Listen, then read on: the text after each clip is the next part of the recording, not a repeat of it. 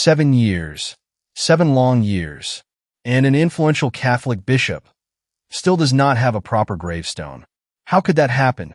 Is it simply a bureaucratic delay? Or is there something more behind it? Let's take a closer look together. The story centers on Bishop Juan Rodolfo Laise. He was an Argentine Capuchin bishop. He became well known around the world for defending the practice of receiving Holy Communion on the tongue. Today, he is buried in the cemetery of San Giovanni Rotondo, Italy, the same town made famous by Saint Padre Pio. But visitors notice something unusual. His grave still has no engraved inscription. Instead, there is only a paper funeral notice. It was attached during his burial in 2019. It remains there today. Italian journalist Simone Ortolani recently investigated the case.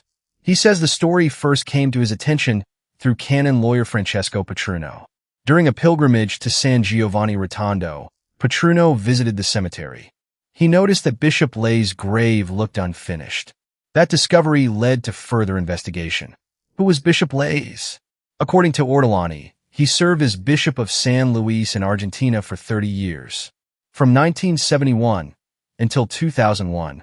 After retiring, he returned to his Capuchin roots in San Giovanni Rotondo. There, he worked as a confessor and spiritual director for thousands of pilgrims, especially Spanish-speaking Catholics. The interview also recalls an important moment in 1996. Argentina's bishops requested permission for communion in the hand. Bishop Laise opposed that request. He believed communion on the tongue remained the Church's universal norm. He later prohibited communion in the hand within his own diocese.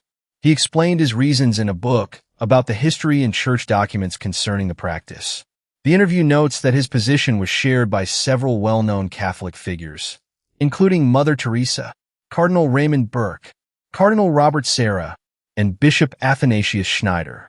According to Ortolani, they viewed the manner of receiving the Eucharist as closely connected with reverence and belief in the real presence. So, why is the grave still unfinished? That remains unclear. Ortolani says responsibility could involve 3 different parties: the Diocese of San Luis, the Capuchin Province of Foggia, and the Municipal Cemetery Administration. According to him, this shared responsibility may have created years of inaction. The journalist is careful not to present conspiracy theories as fact. He says there is no objective evidence proving intentional neglect. However, he also observes that throughout church history, administrative silence has sometimes been interpreted as a way of allowing uncomfortable memories to fade. He describes that only as a possible hypothesis, not a proven conclusion. Ortolani also notes that many Catholics attached to the Church's liturgical tradition see the unfinished grave as symbolic.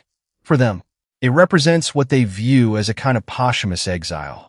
Again, this reflects the perception of some Catholics rather than an established fact. His investigation now focuses on 3 unanswered questions. Has the inscription already been designed? Who is actually responsible for the delay? And is the problem financial, administrative, or something else entirely? Interestingly, he points out that the marble itself already exists.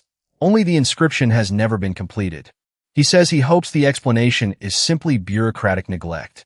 If so, he believes it should be corrected as soon as possible, not only to finish a gravestone, but also to honor the memory of a bishop who dedicated his life to serving the Church. So, what do you think?